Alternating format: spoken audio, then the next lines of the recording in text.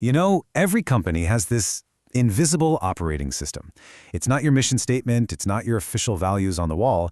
It's the hidden set of rules that decides how things really get done, how decisions are actually made, and why, even when everyone has the best intentions, things can still completely fall apart. So today, we're going to make that system visible. It's a really frustrating question, isn't it? I mean, you've got great people, a solid mission, good intentions all around. So why do things still go wrong? Well, here's the thing. The answer is almost never about bad people. It's about a broken system. Does any of this feel familiar? Decisions just stall out. Teams get into disagreements, and there's just no clear way to resolve them. Small issues suddenly blow up into massive crises because they weren't caught early enough. Employees feel like they're shouting into the void. And leaders, they feel like they have to get pulled into absolutely everything just to keep the wheels from falling off. If you're nodding right now, trust me, you are not alone. These aren't just random problems. They are symptoms of a much deeper issue.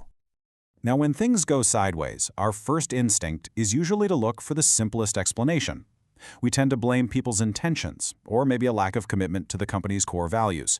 But what if we're looking in completely the wrong place?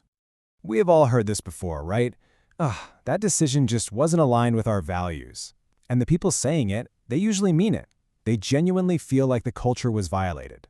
But listen, that exact phrase, as well-intentioned as it is actually a giant clue pointing to the real underlying problem. And here is the absolute crucial shift in thinking you have to make. We perceive the problem as bad intentions, but the real culprit, almost every single time, is a bad process. It's not about who people are, it's about the broken system they're stuck trying to work within. And once you see this, you really can't unsee it. Okay, this right here gets to the heart of it all. Think about it. When nobody really knows who has the final say, or who needs to be consulted, or who's actually responsible for what happens? You create a power vacuum, and that vacuum gets filled with confusion, with conflict, and yet sometimes even with unethical choices. Not because people are inherently bad, but because the path forward is a total mystery. And this brings us to a word that, let's be honest, makes a lot of folks at work a little uncomfortable: power. More specifically, the power you can't see, because that's where the real danger is hiding. First, let's just get one simple truth out on the table. Power is a natural part of any organization. I don't care how flat or collaborative you think your teams are, it's there. It's in who gets to approve the budget, right? Who has the authority to stop a project, and whose opinion just carries more weight in that critical meeting. It exists.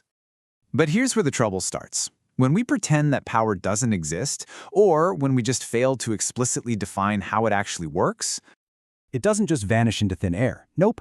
It just goes underground. It becomes invisible, operating in whispers and back-channel chats and those last-minute decisions made in the hallway. It becomes all about who you know, not what the actual process is. And that is the punchline. Invisible power is the fertile ground where internal conflict just grows and grows. And why is that? It's simple. Nobody knows the rules of the game. Disagreements turn personal because there's no official process to guide them. People don't know where to take their concerns, so they just let them fester. All right, so if the big problem is all this invisible power, then the solution has to be making it visible, right? This is where we can introduce a framework that's designed to do exactly that. It's called peace-centered governance. And look, this isn't some fluffy, abstract theory. It's a real, concrete system. The best way to think about it is like an official rule book for making decisions. The entire goal is to make sure every single choice is based on a clear process, not on guesswork or who has the loudest voice or some last-minute judgment call. So how does it actually work? Well, it makes 4 key things totally, completely clear.